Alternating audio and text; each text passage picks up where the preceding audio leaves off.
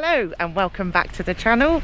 So I'm just down St Brelade's Bay in Jersey, about to go for a sea swim. So I'll show you a bit of that. The tide is on its way up. It's about 5:30 now and high tide is 18-16. I think the sea temperature today is just over 14 degrees, so it should be nice. So I shall hand you back to Tracy in France. Hi everyone, we're Tash and Tracey and welcome back to our channel.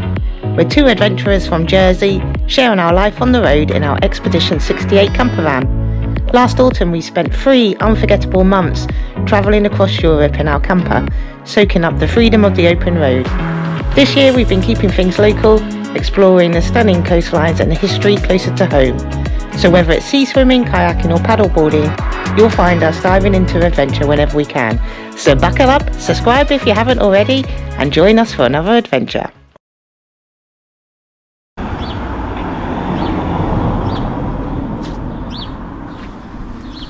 Good morning, it's Thursday. We are at Lur de Odon, which is actually, I think we've got a 10th century route, but this one is 14th century. I'm going to get a look inside.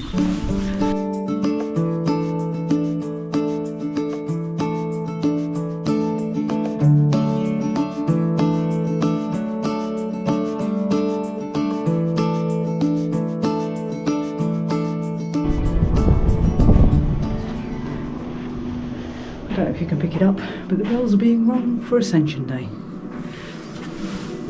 The fireplaces are ostentatious and they show that the tower is actually a home to a noble family.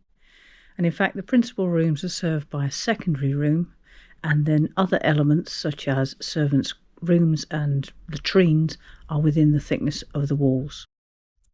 You can also see the wonderfully modern but traditional Newell stone staircase.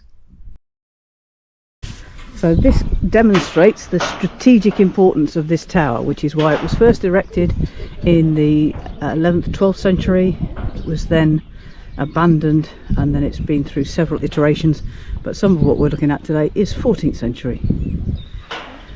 In fact, quite a lot of it's 14th century, and it's been through a major restoration paid for by the States in 1992, and I think that's when a lot of this infrastructure will have been put in.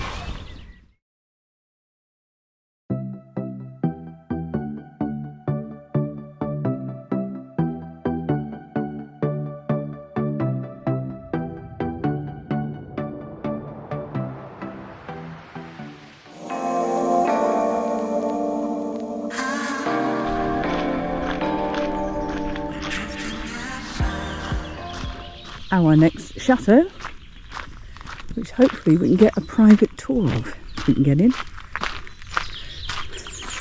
A very impressive moat. Oh, that's quite stunning. Isn't that lovely?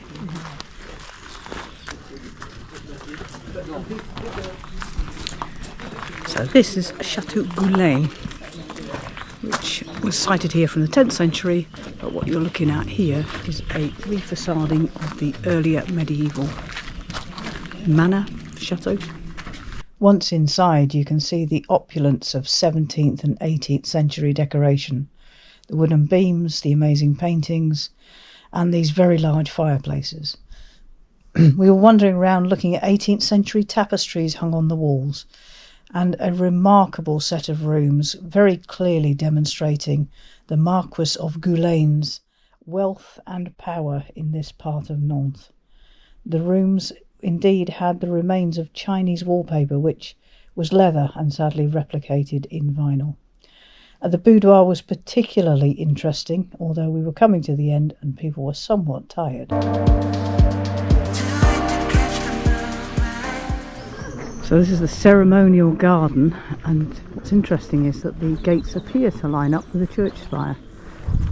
I wonder if that's an accident of fate or is design, but unusually there's no central grand hall to this building. You have to access the upper rooms via the 2 towers in the front elevation.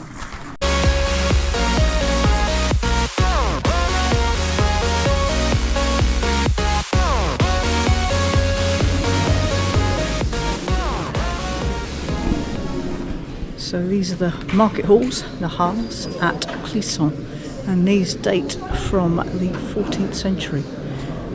Very, very good condition and brilliant timber work. Fantastic bracing and beautiful king frame trusses.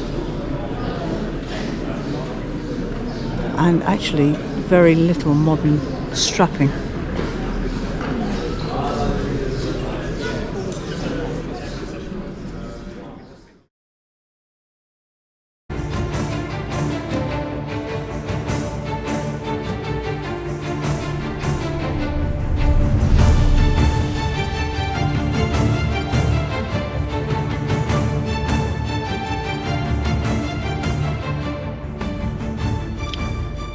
So there's honest repair. This is the original stone, which wears away very quickly, and then where it's been replaced, it's just been left as a very clear tooled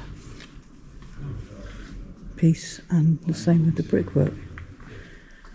So I like the way they've done that. There's been a huge restoration here. This is also a place that's got Saint Philippe still in his sarcophagus or coffin. Dates from the 800s, so very, very early church. Would be Saxon in a UK context. Quite an amazing church. I'm so pleased we finished our tour here. So there was a later roof here, and I think in the 20th century, looking at the structure here, it's actually been removed, and you can see across here there's the half round windows of the Carolingian period, which is similar to our Saxon period. And you can see on the other side here the aisles, reminiscent of that period. It's rather a lovely garden in the sunshine.